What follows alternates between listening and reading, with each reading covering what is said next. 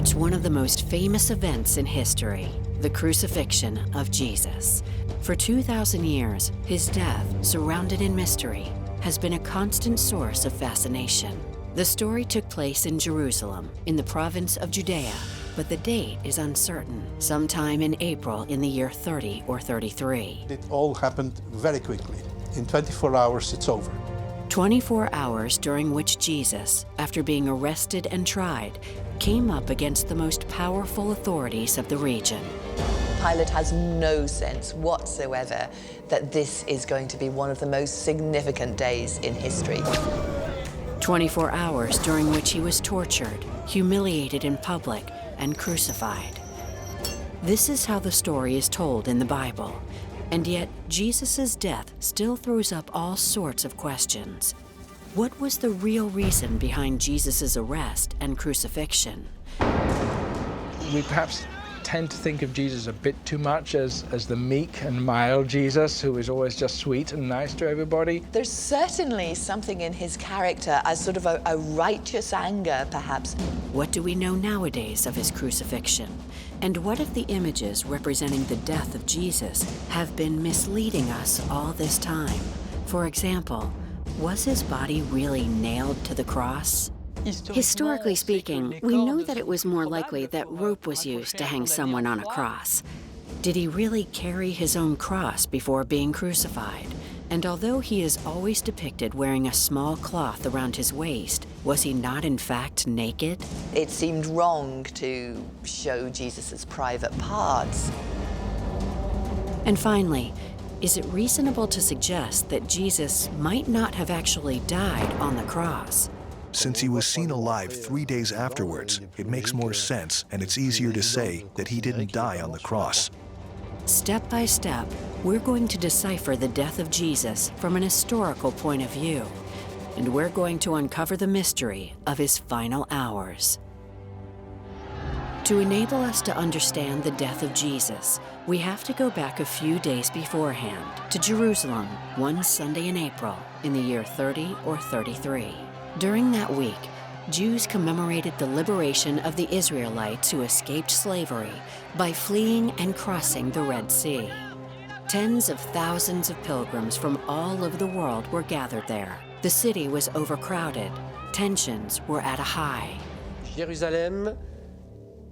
During the pilgrimage for the Feast of Passover, Jerusalem was a powder keg, not only because such huge crowds came together, but they were crowds of fervent, not to say fanatical believers. One spark could set the powder keg alight. Into this volatile environment, arriving on the back of a donkey, Jesus was acclaimed as the Savior. This popularity had been fueled by the miracles that Jesus had carried out. The spiritual healer was highly expected.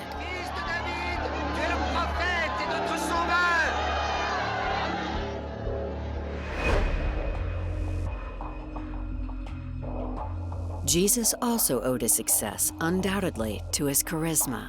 He knew how to get the crowd's attention. He certainly has a kind of charismatic power that's very attractive. He also speaks to ordinary people in a way that obviously communicates well with stories, with parables, with sayings that make a big impact.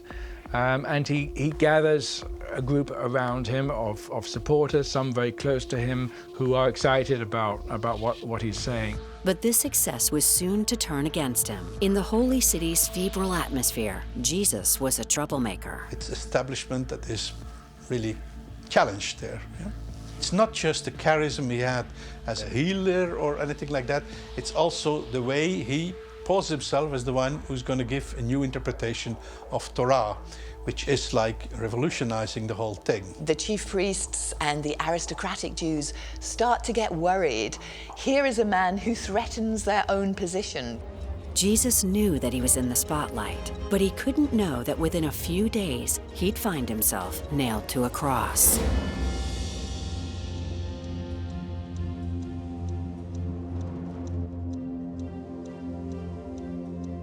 The story of Jesus came to us via the Gospels, 4 books which were written several decades after his death. The problem is that they don't offer an historical view of events.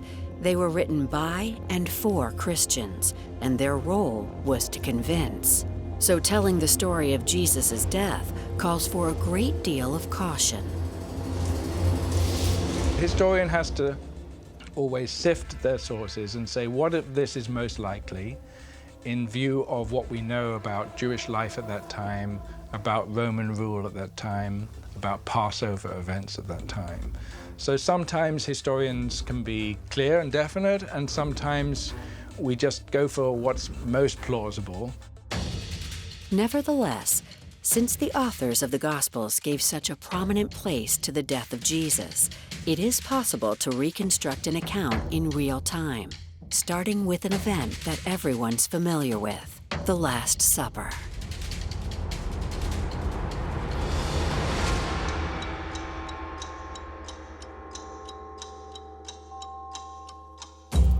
Early evening on the Thursday, the day before Jesus' death. To celebrate Passover, Jesus organized a large festival meal with his 12 disciples. Seated around low tables on large cushions, in true Middle Eastern tradition, they passed around food on shared dishes. But no sooner had the meal begun when events took an unexpected turn. Jesus announced that he was soon to die. He knows that this is the likely outcome, and he sees this as the will of God. He sees himself as anointed by God for a specific purpose, as being one that he needs to die, and that whatever God's will is, his death and then resurrection is all part of it.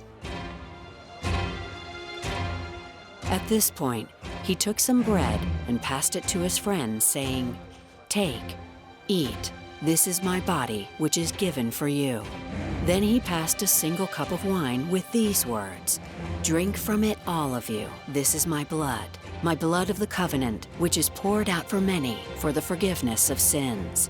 These words, 2,000 years later, are still at the heart of the Christian religion during Holy Communion. Amidst the hubbub of conversations, a second unexpected twist. Jesus claimed that he would be betrayed by someone around the table. This betrayal would lead to his arrest and death. He says that one of them in particular will betray him. Of course, they all start to say, well, who's it going to be? Is it me?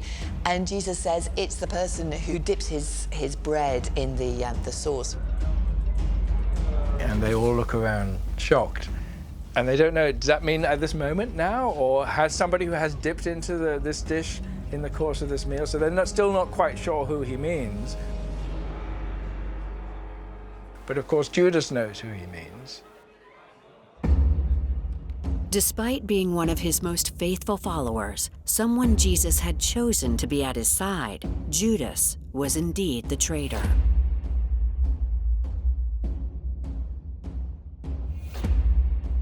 He left the room.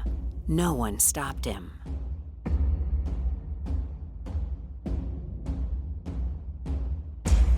The Gospels don't tell us what happens about that, though. Nobody seems to react. I think the point of the story is that it was a terrible thing that Jesus was betrayed by one of his closest followers. Late at night, Judas went to the Jewish authorities.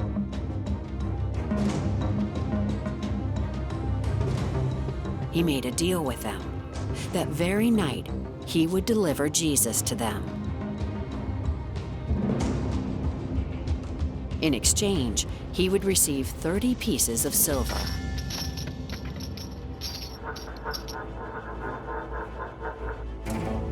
Is this a real historical fact from the writers of the Gospels, or a simple fictional element to make the story more dramatic? This figure of Judas is a very intriguing figure, of course. It gives a lot of vividness to the story.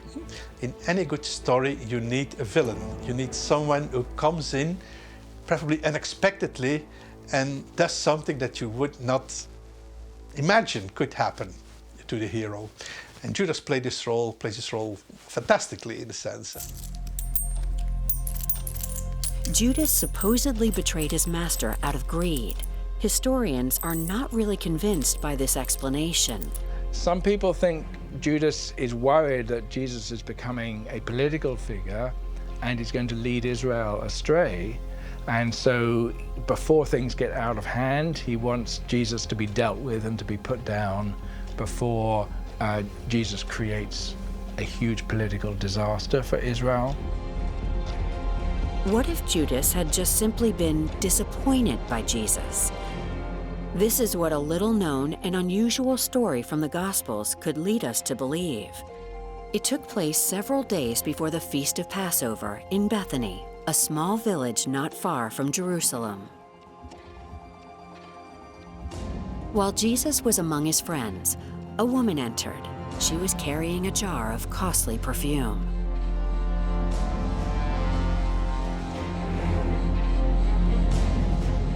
All of a sudden, she started anointing the feet of Jesus and then wiped them with her hair in an act of pure devotion.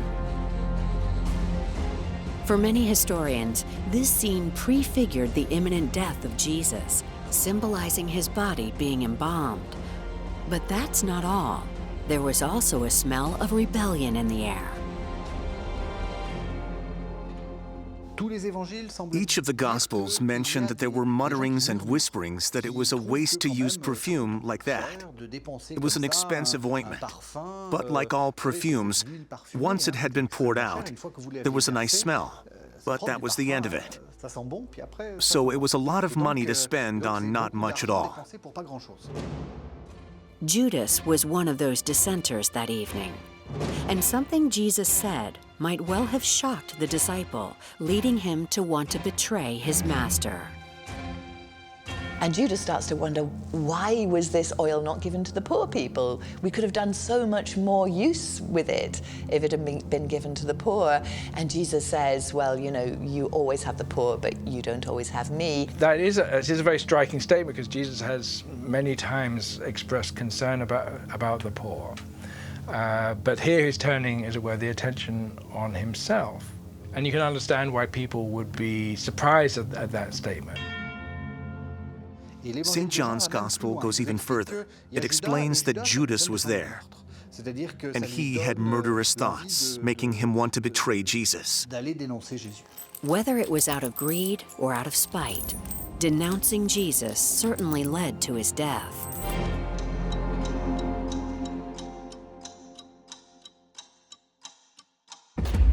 When the meal was over, now in the small hours, Jesus and his disciples gathered in the Garden of Gethsemane at the foot of the Mount of Olives.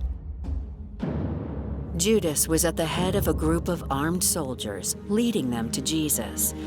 That was the deal he'd struck with the authorities. But the trouble about arresting people in the nighttime is, can you identify which is the right one? There's no public street lights, yeah? So Judas comes up and kisses Jesus with a greeting, and that identifies who Jesus is. It was the infamous kiss of Judas. A death kiss. In the eyes of believers, it's one of the most despicable acts in history, the ultimate symbol of betrayal. It's a very nice detail in a good story. You need details to make your story lively. And this personal encounter, it's not just pointing to Jesus from far away. Say it's the one, the third on the left there. He goes, he meets with Jesus, he touches Jesus in a very touching way, in a very intimate way. That brings drama, more drama to the whole scene. Jesus was taken prisoner and tied up like a common criminal. But what exactly did the authorities hold against him? In common folklore, Jesus was a calm and moderate person. But was this really what he was like?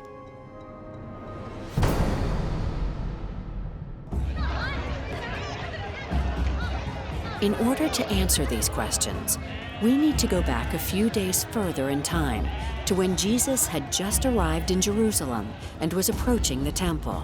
The temple was an architectural masterpiece, an enormous building made up of a whole series of courtyards, huge marble columns, and gold decorations. It was at the heart of the Jewish religion. It was the most holy place. It was the place where God was most clearly. It was the place where heaven and earth touched. So it had huge symbolic value. And yet, it was precisely here, inside the temple, that Jesus signed his death warrant by speaking out vehemently against the money changers and the traders selling animals to be slaughtered for the feast of Passover. I think the real reason why the Jerusalem authorities, the Jewish authorities, dislike Jesus to such an extent that they want to get rid of him is because he threatens the temple, both by what he does and what he says. So the Gospels tell us that Jesus goes into the temple and he overturns the tables of the money changers and the people selling doves, and he stops people walking from one court to another. Cette maison est une maison de prière, et vous, vous en avez fait une caverne de voleurs. C'est un fou. The image of Jesus as violent is perhaps surprising. We perhaps tend to think of Jesus a bit too much as the meek and mild Jesus who is always just sweet and nice to everybody. Jesus said some very strong critical comments about people. Violence is the wrong word to use of Jesus, but there's certainly something in his character as sort of a righteous anger, perhaps. And he's not a quiet person who just says, "Would you mind please changing?" It's a little-known aspect of his personality, but nevertheless, that day at the temple, he certainly expressed his anger. Jesus crossed a red line. There's basically two ways to interpret it. One is it's a provocation by Jesus to criticize the whole economic aspect linked to the temple. Symbolically, what he's saying here is that the temple is going to be destroyed. And he says that too on other occasions. He says to his disciples, he says to other people, God is going to come and destroy the temple. And this is blasphemy, really. This is very strong wording. It was blasphemy, using the name of God in a contemptuous way, that the Jewish authorities accused Jesus of. This was the reason he was arrested on that April night on the Mount of Olives. And from then onwards, the judicial process began ratcheting up. The hearing took place in a courthouse, home to the highest religious authorities in Israel. Jesus was taken there. His interrogator was Caiaphas, the high priest in charge of daily religious affairs. It's Caiaphas who's interested in Jesus and wanting to find out a bit more about him.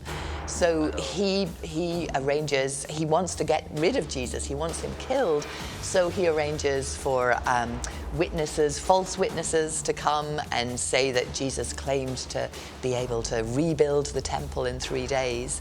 And then when that doesn't seem to go anywhere, Caiaphas himself says to Jesus, "Are you the Christ, the Son of the Blessed?" And Jesus very clearly answers, "I am, and you will see me coming on the clouds of glory, sitting at the right hand of God." You see the high priest intervening and say, no, it's your thing you said about being the Son of God. That's blasphemy, and that's what can kill you. The problem was that the religious authorities had no power to execute a prisoner. The only person able to do this was the political leader. So this is whom they had to convince. One of the most famous trials in history began, a trial of which the accounts in the Gospels stray somewhat from reality.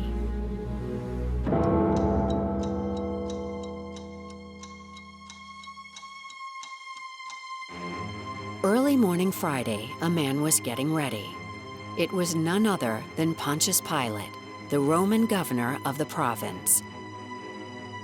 At the time, Judea was under Roman rule as part of the vast empire led from the city of Rome by the Emperor Tiberius.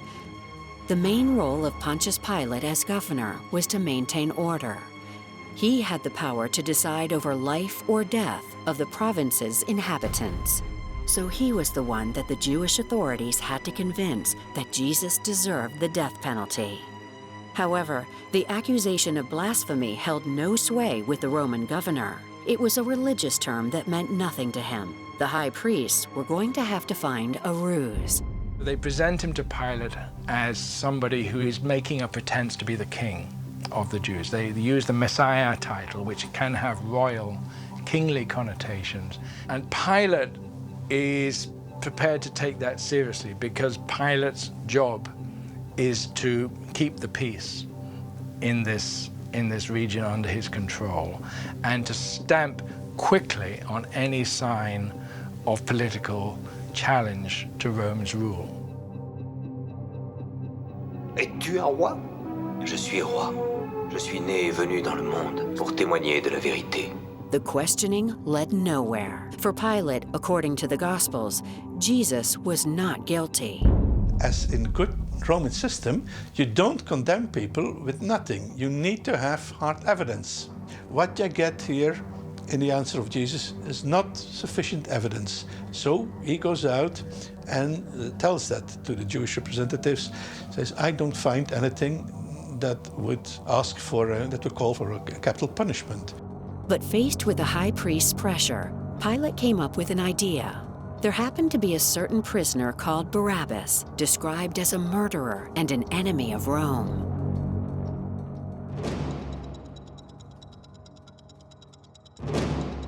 So the Roman governor decided to offer the people the choice between Jesus and Barabbas.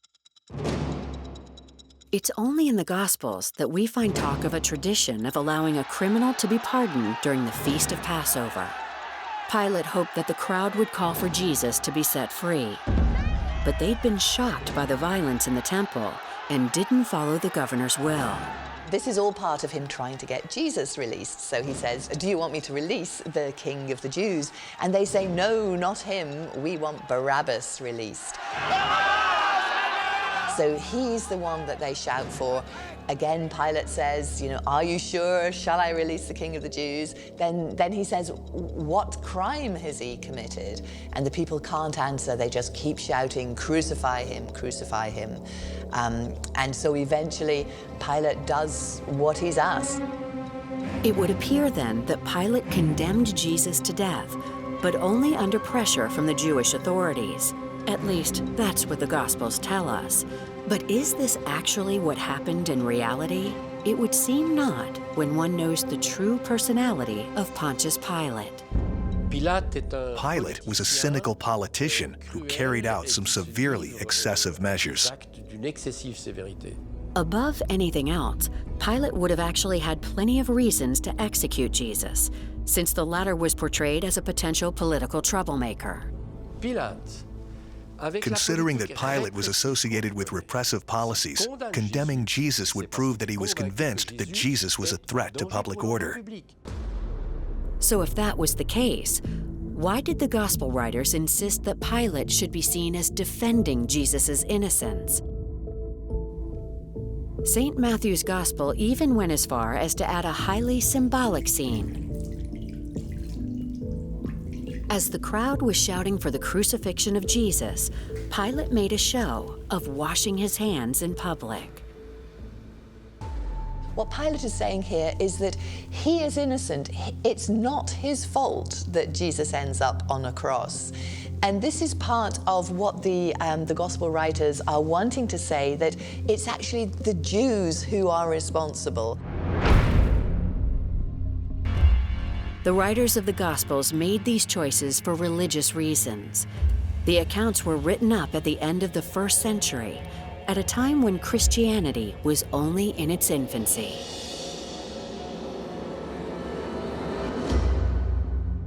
This can be understood in the light of the separation between Judaism and Christianity. When you want to spread a new religious movement, you need to make a clear distinction between the new and the old religion. That accusation against Jews has led to what we now call anti-Semitism, has led to anti-Jewish feeling right down the centuries.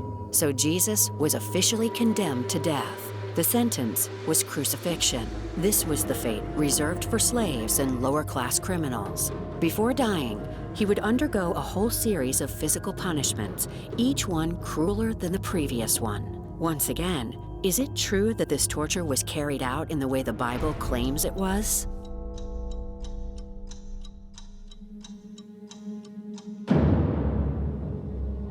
In the early hours of Friday morning, the first stage of Jesus' ordeals began.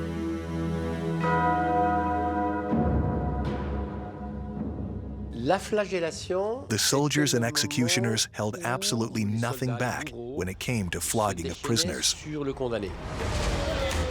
Tied to a pillar, with his hands bound above his head, Jesus was scourged in public. Roman flagellation was a preliminary punishment to crucifixion. The aim was to humiliate the prisoner, but certainly not to kill him. The main point then is to humiliate them, to degrade them in any way you can. So you start off by physical torture. You're weakening their body. As you whip someone, you're degrading them physically and you're degrading them psychologically. Because the whole point of this execution is to treat this person as subhuman, as a piece of meat, as it were. The judge determined the number of strokes to be administered. But in Jesus' case, the Gospels don't specify how many he received. The punishments continued. According to the Gospels, the Roman soldiers made fun of Jesus by clothing him in royal-colored robes and a crown of thorns. The charge he's going to be executed on is the King of the Jews. So they say, okay, so this is a king, is it? Well, let's dress him up as a king. So they make a crown for him, but of course they make it not out of paper or metal, they make it out of thorns, so it really hurts.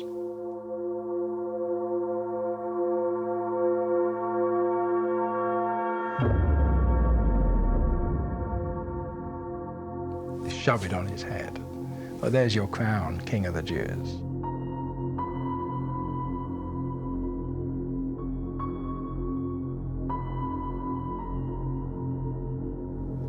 And then they dress him in purple, the color of kings, the royal color, expensive color. So they find a piece of purple cloth and they wrap it around him. There you are, there's your kingly robe.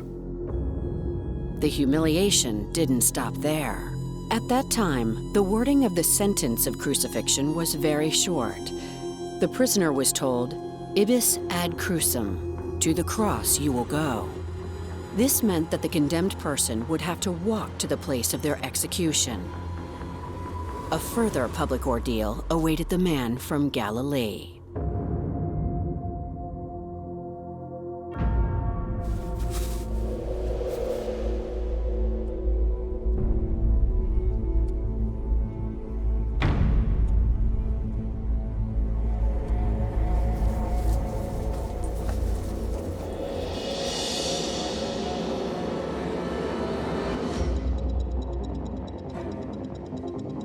It was a 400-meter walk between Pilate's court and the place of crucifixion.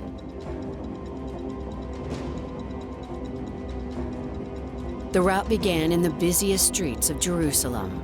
The convict had to be visible. The death penalty was meant to be a deterrent.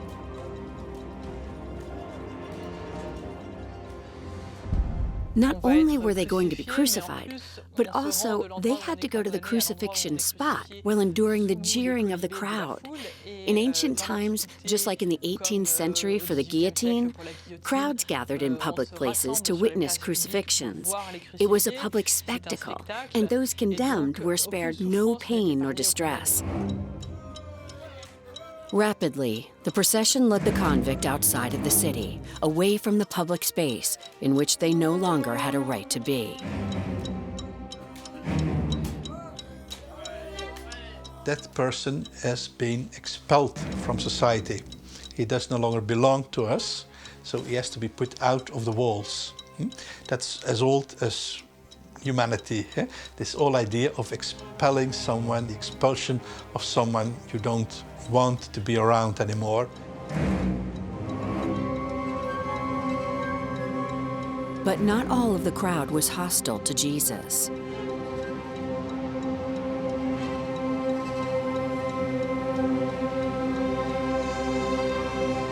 The Gospels talk of the weeping women who followed him on his route to the crucifixion, helping him along the way.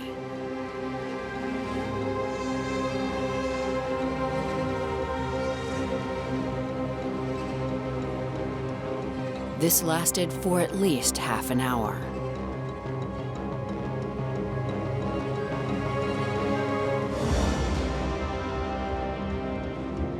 On his shoulders, attached with rope, Jesus bore what was called the patibulum, the horizontal arm of the cross, weighing around 30 kilos, or 60 pounds. Contrary to what images of the Passion of Christ have always shown, those about to be crucified did not carry the whole cross. It would have weighed too much. You should imagine the one who is condemned is badly wounded already. He has got beaten up. Yeah.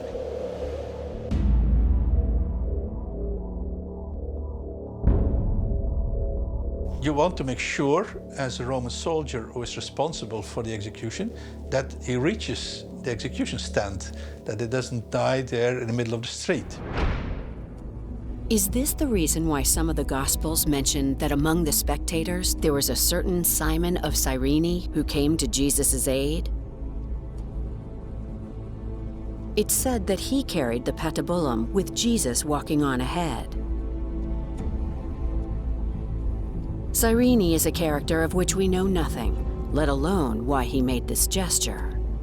Some try to prove that Jesus was so exhausted that he would have died unless someone came to his aid. And so it was to guarantee that the show went on. On the surface, it looks like a humane gesture, but in fact, it was to make sure the punishment went on for as long as possible. And to add to the mystery, in St. John's Gospel, there is no mention at all of Simon of Cyrene. John is absolutely adamant that Jesus carried his cross by himself, and this paints a completely different picture. This detail, it's in a sense, it takes away something of the heroism of Jesus. Jesus carries his own cross till the very end, of course. Does not need any help. So that could be a reason. I don't know, he doesn't tell us, but that could be a plausible reason why he, if he knew the others, why he just drops such a detail. Whether helped by Simon or carrying his cross alone, Jesus nevertheless arrived at the place of execution. According to the Gospels, this happened on a hill called Golgotha. Crucifixion was one of the most cruel methods of killing, and each stage had its own mysterious aspects.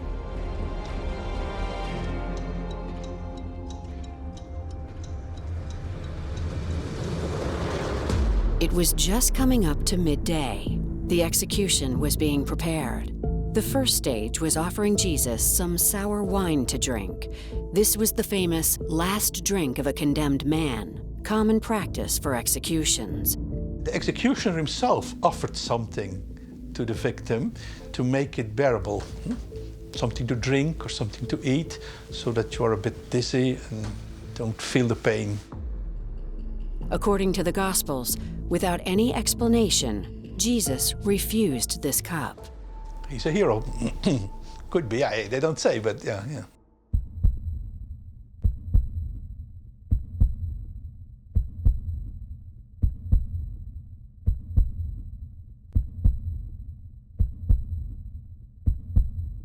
Crucifixion is one of the worst ways ever developed by humans to kill other humans. Part of it is that it's so public. You're on a cross, you're often high up in a very public place. It's humiliating, you're naked. It takes a long time for you to die. And usually there was no burial. You simply stay there until the vultures or the dogs have got rid of your body. So it wipes somebody out. It's a complete annihilation of identity. This punishment was so shameful that it was seldom described in detail. So little is really known about how Jesus died on the cross. Nevertheless, many think they know the details. This is due to the countless iconographies displayed in churches and museums, and yet these images are riddled with errors. When artists were asked to paint the crucifixion, despite having read the Gospels, they didn't produce realistic portrayals of the event or of Jesus' posture on the cross. Instead, they painted as best they could imagine. When the crucifixion of Jesus is analyzed from an historical point of view, there are all sorts of inconsistencies which arise. For example, was he really crucified on a T-shaped cross? It's impossible to know for sure. At the time, there were many other types of crosses: X-shaped, Y-shaped, and inverted crosses where the convict was crucified head downwards.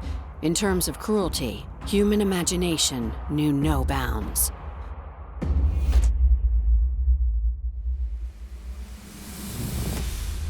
A further issue was the size of the cross. It's always depicted as very high, but this is wrong. In reality, it was no bigger than the height of an upright man. Accounts of stray dogs attacking bodies on the cross is proof of this.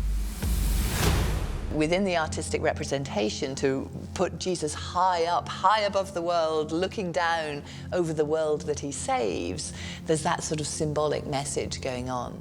Being on the cross is the first stage of Jesus ascending to the Father. So instead of something terrible and shameful, it's seen as something on the way to glory. It's also impossible to know exactly how the body of Jesus was attached to the cross. Was he really nailed to the cross, as popular legend has it? The Gospels don't provide any answers. Historically, it's more likely that Jesus had his hands tied by rope, or perhaps both rope and nails.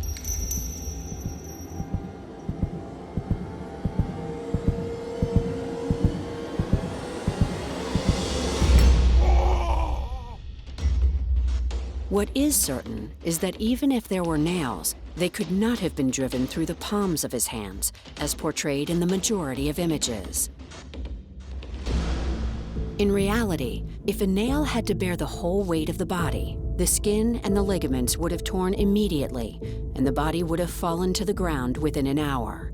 But a crucifixion was designed to last a long time, in order to prolong the torture. So perhaps the answer lies in the nails being driven through the wrists. In that way, the shaft of the nail would pass through the gaps between the small bones. This would provide a sufficient fulcrum to bear the weight of the body, and the absence of arteries here would prevent hemorrhaging and a speedy death. Another question is the nudity of Jesus on the cross. Every image of him was of him wearing a small loincloth, but this too is not historically correct. All the accounts point to the fact that people were crucified naked. It was part of the shame inherent in the punishment. So it's almost certain that Jesus would have been naked. The obvious problem was one of having images of a naked man inside places of worship. Painters felt a sense of indecency. It seemed wrong to show Jesus' private parts. There may also have been a reason there in that Jesus, of course, was Jewish, and so he would have been circumcised. But throughout most of Christian history, there's been a sort of a move away from accepting that Jesus was Jewish, and to have had that sort of iconic picture of Jesus so obviously underlining the fact that he was Jewish might have felt slightly strange. As for the inscription on the cross depicted in many iconographies, this too was erroneous.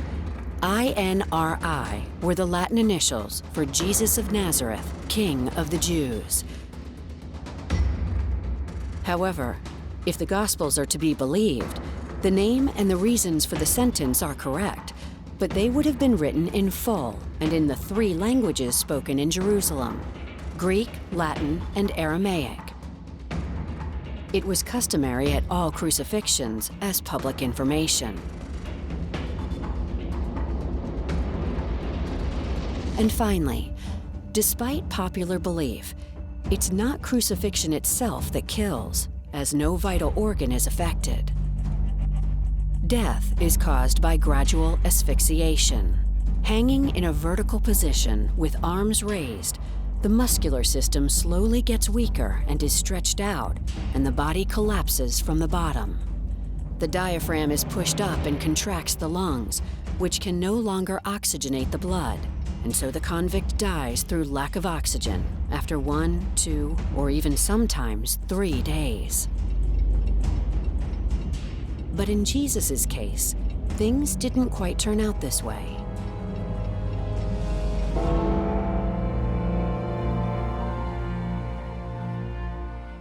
It was 3 p.m. according to the Gospel of St. John when Jesus uttered his final words. But the different accounts do not agree on what these words were. In Mark's Gospel, he says, he's extreme agony. He says, my God, why have you forsaken me? This is a terrible cry. And then he just shouts out without words, an inarticulate cry, and he dies.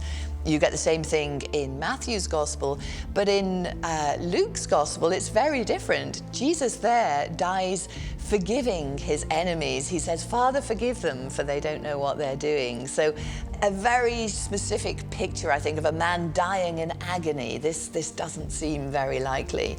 And in John's Gospel, it's different again. There, the whole idea in John's Gospel is that Jesus is lifted up on the cross. It's this glorious end. And Jesus looks around and says, it is finished. Very peaceful, very majestic. I think in each case, the Gospel writers give Jesus the final words that make sense of the picture that they've put together of Jesus in its entirety. What Jesus said historically, who knows? Probably nobody knew. Probably it was simply a cry of abandonment. After almost 3 hours on the cross, or 6 hours according to another of the Gospels, Jesus finally passed away.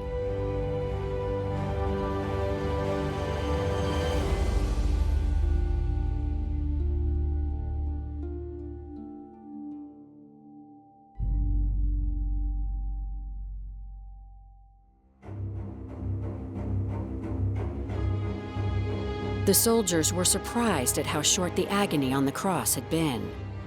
In order to be certain that Jesus was dead, the soldiers pierced his side with a spear. Blood and water supposedly came out. This is a fanciful detail, but whose symbolic value is vital. It helped to highlight the human side of Jesus. This comes in the 3rd century. You have people who start speculating about whether this was really a bodily figure there. Huh? Yeah. It's really a body there, huh? And not a kind of ghost that was hanging from the cross. No, we'll make sure he was human. Eh? There's blood in him. The lack of reaction from Jesus was considered proof of his death. Since it was nearly the Sabbath, his body had to be taken down from the cross quickly. But once more, intriguingly, his corpse was not given the treatment usually reserved for victims of crucifixion.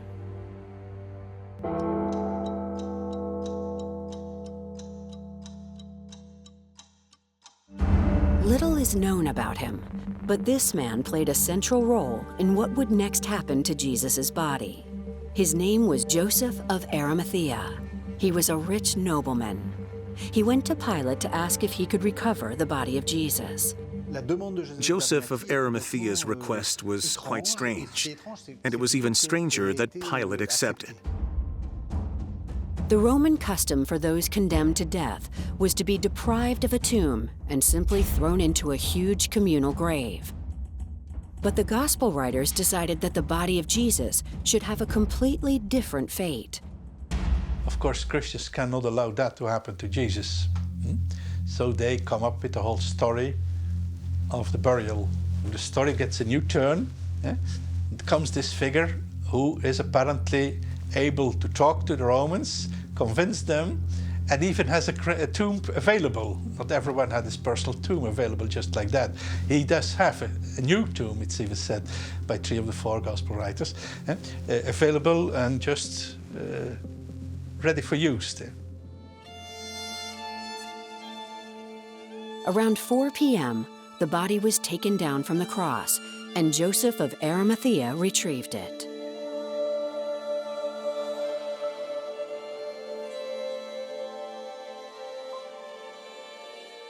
The body was placed inside a tomb, and then, The stone was pulled across, and silence. Le silence se fait.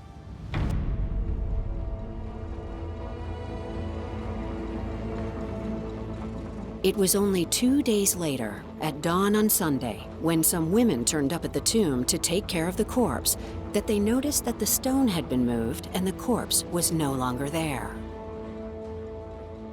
For Christians, it's here in the tomb where the resurrection began. In physical terms, Jesus rose from the dead and then appeared in person to some of his disciples. The miracle of the resurrection is at the heart of the Christian faith. It's always been challenged by non-believers. What is the rational explanation behind Jesus being alive a few days after being executed? The most intriguing theory raises a controversial question. What if Jesus didn't die on the cross? To test this theory, let's go back in time to when Jesus was still on the cross. Usual practice was to bring the suffering of convicts to an end by inflicting a final blow, but Jesus didn't receive one. It was permissible in some cases to speed up the death. On the day that he was crucified, the Jews were in a hurry for Jesus and the two criminals either side of him to die as quickly as possible. The reason that is given in the Gospels is that Sabbath is coming, and they don't want to have bodies of Jewish victims exposed during Sabbath. It's a holiday, and it's moreover Passover, so they don't want that, which is understandable. To shorten the agony, the solution was to break the legs of those on the cross. To prevent suffocation, convicts would keep trying to lift themselves up to gulp in more air. To do this, it meant pushing downwards with their feet, which were resting on a small block. But if their shins were broken, they could no longer push with their legs. You can no longer raise yourself up, so you will die more quickly. From suffocation, of course. So it's an act of mercy. The two criminals had their shins broken and died soon after. But since the soldiers thought that Jesus was already dead, they didn't deliver this final blow. When I read St. John chapter 9, verse 33, they did not break his legs, it was a shock for me, because it's almost as if he had written, they didn't kill Jesus. So if Jesus wasn't killed, then his survival is less of a miracle. Nevertheless, Jesus' side had been pierced by a spear in order to check that he was indeed dead. But there has been a linguistic debate about the translation of the Greek word pierced. The Christian writers overdid the importance of the gesture when they wrote that Jesus was pierced by a spear. The word in the Gospel is nissen, which actually means to prick with the edge of a spear. So that gives no indication as to whether the jab was strong or not. So maybe Jesus didn't die on the cross, but instead fell into a sort of coma where he showed all the signs of clinical death. His breathing was imperceptibly low, as was his pulse, so it seemed like he was dead. He was very pale, he was immobile, and he didn't react to the jab of a spear. His body was shaken around while he was taken from the cross and carried to the tomb. And then being laid down horizontally, the blood could circulate more easily, particularly to the brain. This changing state is likely to have led to him regaining consciousness, and sometime between Friday and Sunday, he woke up and left the tomb.